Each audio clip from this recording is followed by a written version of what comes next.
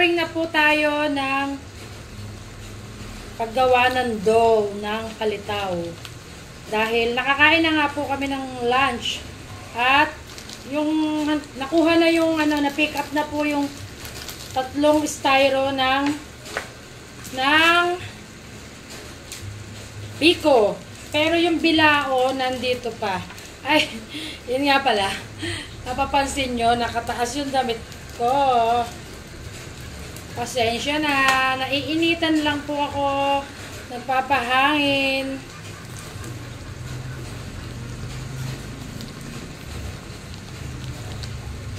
Papahangin lang, may click fan po ako rito. Kaya nililipad yung aking Ang init-init po kasi. Papalit na rin ako mamaya ng naka-short. Kasi po mainit. Kaya tayo nagtatago. Nagtatago sa Celia. And then, ayan, bali, 500 grams yung ginamit kong glutinous powder. Bali, 1 kilo po yan. At, papalit muna ako ng short dahil ang haba-haba, dyan lang po kayo. Ayan na, naka-short na. At binaba ko na rin, napakainit. Anuin ko po ito. Imamash ko na po yung aking glutinous powder. Nag-ipit na naman tayo ng buhok dahil po kailangan hindi malalagyan ng buhok yung dough. Ayan. Sige po, tambay na lang po muna kayo dyan. Mga ka-preni, eto na po yung aking ginawang dough na palitaw. Yung glutinous flour na 500 grams. At naka-ready na yung ating paglalagyan. Ayan po, at magbabalot na tayo. Magbabalot na po tayo ng magbibilog. Magbibilog po katulad ng dati. At sige po, mamaya na lang po pag nagluluto, saka ko kayo magsusot pa ako ng isa para sa pagganon. Mamaya ko na lang po kayo i-update ulit or bahala na. Kung mahaba, titingnan ko po, check ko po kung mahaba na. Pag hindi, magpapaalam na po tayo para lagi pong mabilis ang pag-e-edit natin. Hindi po natin natagalan. Kung kagabi po, nakatulugan ko na po yon. Kung aking in-upload ngayon, kagabi, hindi ko na po nalagyan agad ng ads, ng commercial. Kasi nakatulog na po ako sa tagal. Kaya napanood na ng naka-18 views na bago pa po malagyan ng ads. Okay, mag-alala, hindi tumatalsik ang laway ko. Hindi ako malaway na tao. Hindi rin po ako pawisin. Iniinit lang, pero hindi pawisin. Ayan. Sige po, mamaya na po, tambay po. Time check po tayo. 1:40 ng tanghali.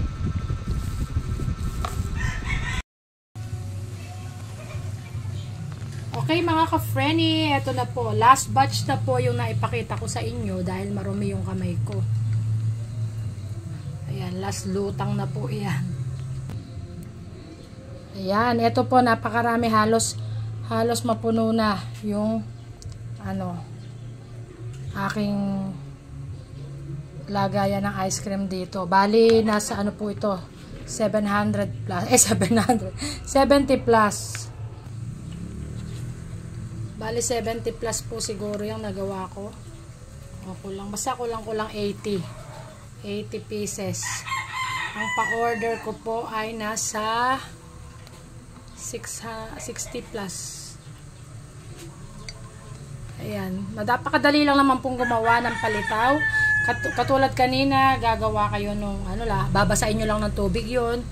Tansya-tansya lang, lang po, lagay-lagay lang ng tubig, patak-patak lang hanggang sa mag-form ng dough.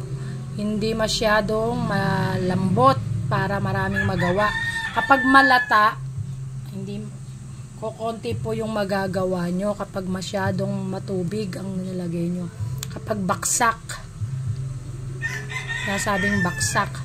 Pero kapag medyo dry ng bahagya pa. Basta yung maayos namang i-form. Yun. Ayan, ito po at iayos na po yung i-assemble ko na po. Hahanguin ko po dyan at ipapagulungin sa niyog at lalagay ko po ng asukal. Hindi ko po imimix yung asukal. Pero sige, wait po, mamaya papaliwanag ko. Yan mga kapredi, nahango ko na po sa tubig at iaayos ko na, lalagay ko na po yan sa niyog. Ito na po yung mga nahango ko para ano muna yung tubig. Kaya po nilalagay sa tubig kasi para hindi siya magdikit-dikit galing sa pagkakaluto. Kailangan nahuhugasan muna. Siyempre, malinis na tubig yung gagamitin. At yung sinasabi ko po na hindi ko ihahalo yung asukal dito. Isa-separate ko, papagulungin ko muna dito yung palitaw, papagulungin ko muna dito sa niyog, tapos saka ko po ilalagay sa styro. Tsaka ko na lang po bubudburan ng asukal. Kasi po, at saka yung latik sa final. Bago isara yung styro. Kasi po, pag inihalo ko po dito yung asukal, ay natutunaw po, nagtutubig yung aking niyog. Possible po na madaling mapapanis. Ayan. Okay, i-assemble ko po muna itong naiahon ko na at i-deliver. Mamaya po gigising-gisingin ko na yung aking nag-duty na tanod kagabi. Ngayon lang po siya nahiga. Kaya pag naka-idlip-idlip na po yun, gigisingin ko na po mga 3 at i-deliver na ng 3:30. Yan, ganun lang po yan. Mamaya naman makakatulog siya after namin. Mamaya punta pala kami ng prayer meeting mamaya. Kaya, ayan, sige po. Kung ano man, kung mahaba man itong aking video, baka part 2. Gawin ko na po itong part 2. Para hindi masyadong mahirap i-export. Ayan, sige po.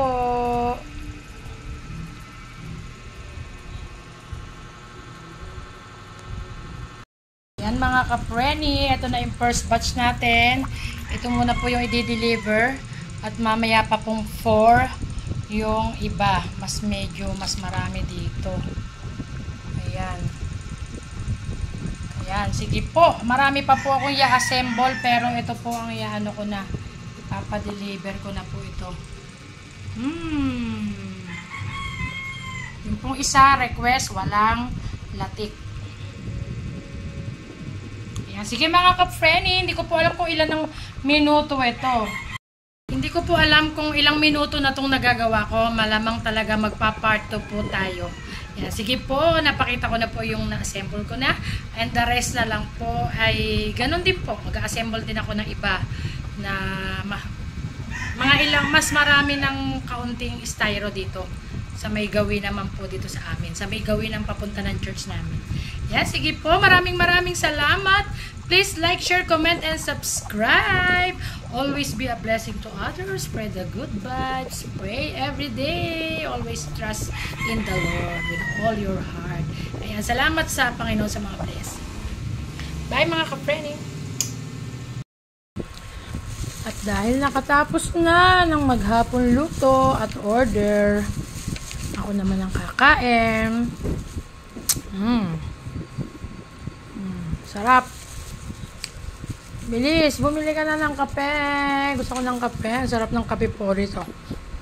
Ang sarap, bagay na bagay dito ang kape. Kahit lalo-lalo na kung black coffee.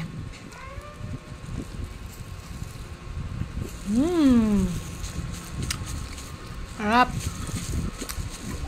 Pasensya na po dun sa mga hindi naahabol sa order. Binilang ko lang po kasi talaga. Yan, sige po, maraming salamat. God bless po sa atin lahat.